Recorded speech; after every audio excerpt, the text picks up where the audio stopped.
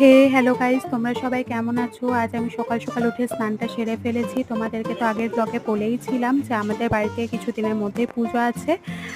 তো তাই টুকটাক কিছু কাজ ছিল, তাই তাড়াতাড়ি রেডি হয়ে গেছি। এখানে পুরোহিত মশাইরা বসে গেছিলেন, ওরা পুজো স্টার্টও করে দিয়েছিলেন। এই পুজোটা আমার আর আমার দিদিকে কেন্দ্র করেই করা হচ্ছিল, কিছু দোষ দশা ছাড়ানোর জন্য।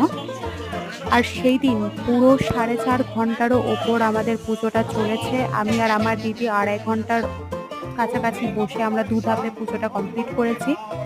এখানে আমি আর আমার দিদি দেখো সেকেন্ড ধাপে বসে পুরোহিত মশাই যে মন্ত্রগুলো বলছিলেন আমরা বলছিলাম, চেষ্টা করেছি সমস্ত রকমভাবে বলার, ঠিকঠাক বলার।